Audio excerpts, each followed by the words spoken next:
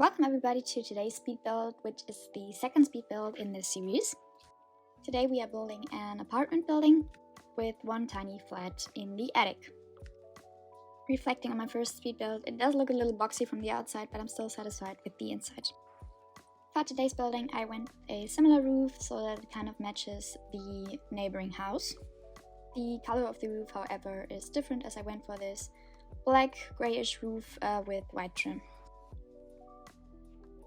On the outside I was going for some brick, like dark grey bluish brick, but I decided to change this later on. In general, the first house was really dark on the inside, so I tried to incorporate some bigger windows to improve the lighting situation inside the house. My plan for the city in general isn't to make all houses match, but I do want the ones that are built like closely to one another to have like a similar vibe, or not even necessarily a similar vibe, like there can be modern houses and older houses, but I do want to have like an even look of the city.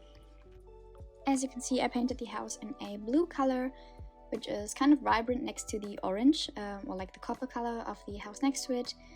But I'm trying to incorporate some color into the city because I usually tend to build pretty white or like beigey builds, which I already mentioned in my first speed build.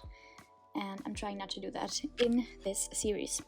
I went for the same flooring which I used in the speed build right next to it.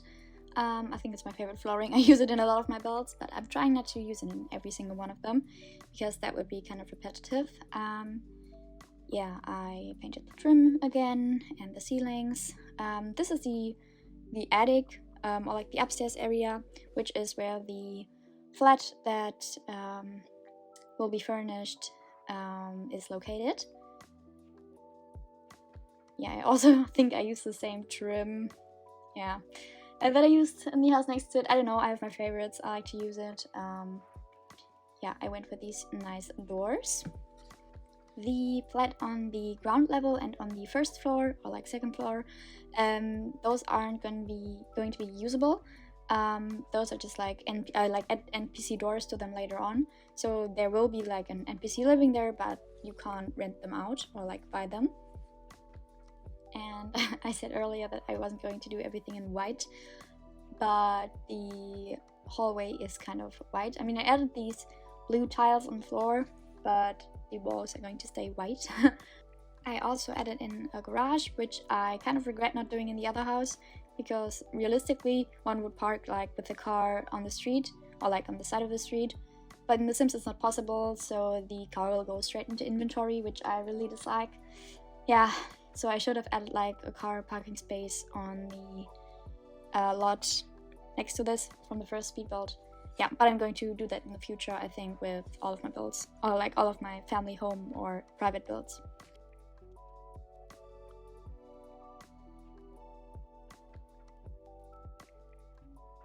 To add in at least a little bit of color, I placed down these flowers, which I also use in a lot of builds because you can adjust the color of the swatch and it makes them really versatile. And the weird edges, or like the miscoloring of the door, yeah, is going to be fixed with this light. Yeah, then I was experimenting a little bit with changing the colors of the walls, but I decided to go back to the white color.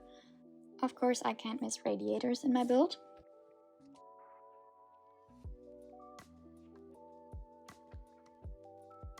Okay, so now we're starting with the apartment. I went for some pretty plain tiles. I made them white or like gray. But I'm going to add some color in with the sink, which is going to be in a pastel yellow, and the other details or decor elements are going to be in colors as well.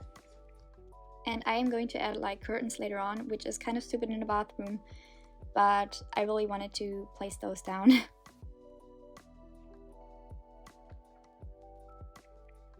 I don't know why, I currently am really liking these vibrant colors in most of my builds. Yeah, I think it makes like a nice contrast to the more subtle elements, like the beigey, white, grey-ish tiles that I use in this bathroom. Yeah, I always hang a towel like near either the sink or the shower. of course, I also added a laundry basket. And I'm just realizing right now that I didn't put a washer and a dryer on this lot, which I was planning to do like as a community washer and dryer on the downstairs area, but I don't think I did that. So I should probably do like a laundromat or something in the city in general, so people that don't have access to washers and dryers on their own lot can wash their own clothes. This apartment is really tiny, so it also only has a really tiny kitchen, but I think it looked really cute. And I always wanted to use this tiny fridge, which I'm going to place down soon.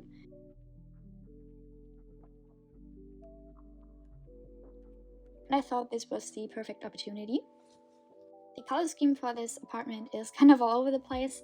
As you can see, like the bathroom was like yellow and orange, then the kitchen area is green and pink, or like rosé. Yeah, but I like to mix it up. And I'm just realizing that I used the same table and the same chairs that I used in the first speed build.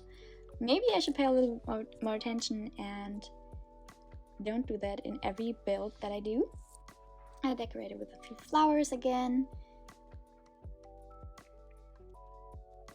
And then I went straight into the living room area. I placed down a TV stand and a TV, and I used the same curtains that I used in the bathroom already, but in a different color scheme. It was kind of tricky to put in a couch, and yeah, you can see me putting in this wooden chair because there wasn't that much place.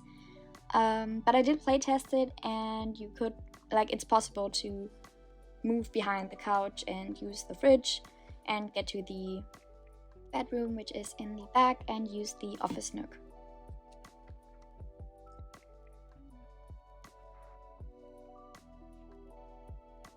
Yeah, I switched the paintings around as well.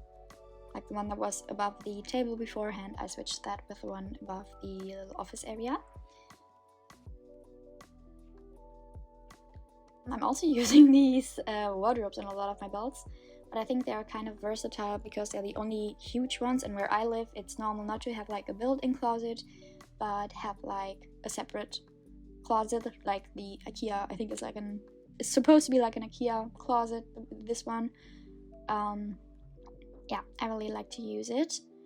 For the bedding, I had a reference picture, but it didn't really look like it did on the reference picture with these blue pillows. But yeah, I think the light blue kind of matches the painting in the back, and it looks really great. And of course, I had to use a little stool as a nightstand, because what else was I gonna use?